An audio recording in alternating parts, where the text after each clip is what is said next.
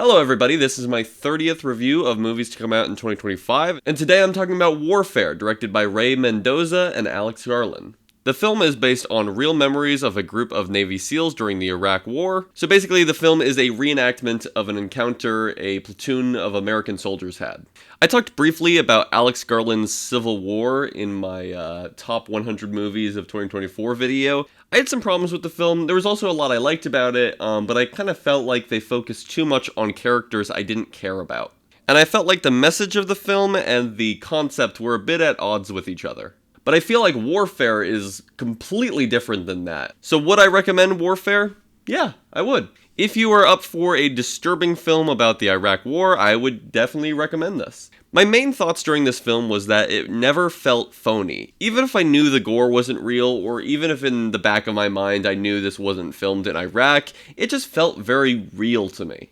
Because this film was created by real-life accounts, I feel like the main goal was it to feel real, and I feel like they were very successful on that front. The only part that felt distracting to me at all was that the characters were all played by celebrities, and it's not a big deal because the performances are very good, but I think I would have preferred if no-name actors were playing these roles, and it has nothing to do with the actors not looking like their real-life counterparts. That doesn't matter at all to me. I just felt like it was a little bit distracting. And while we're talking about criticisms, my other criticism of the movie is that I think the introduction goes on too long. It is tense, and I do feel like there's a lot of good stuff happening there, but there was a point where I got a little bored and was like, alright, let's get to what this is building up to. I also feel like the ending was cut a little short, so maybe they should have used their time a little differently. It's a very short movie, so I'm not going to complain too much about, some parts being a little bit slow.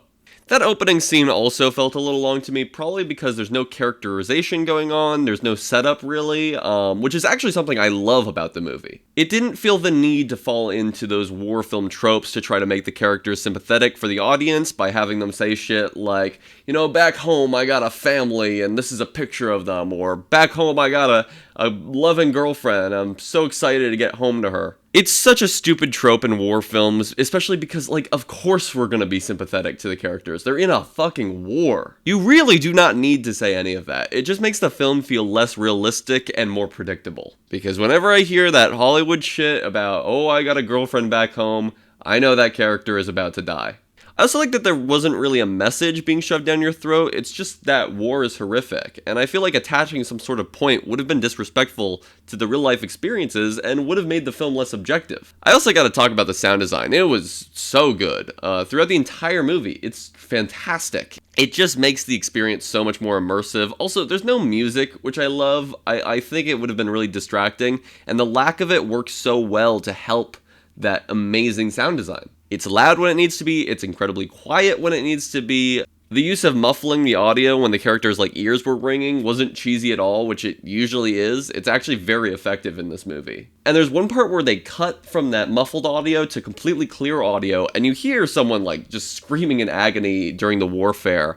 And it was so effectively disturbing for me, and that's what I love about the movie. It's not that I want to be grossed out or disturbed, I just like when a movie is successful at making me feel something and really feel something, and especially when I feel like it's a new thing I'm feeling. And this was a unique way of disturbing me and upsetting me about a real life event, and to me that's kind of what art is for. Whether it's to make you feel a positive thing or a negative thing, I just want to be feeling something, and this film really made me feel something.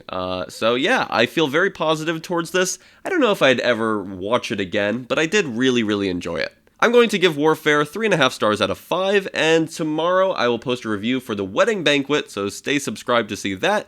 In the description, I will put a link to my Letterboxd list ranking all the movies I've seen of 2025. Here's the ranking so far. There's Warfare at the top, and here is all the rest of the list.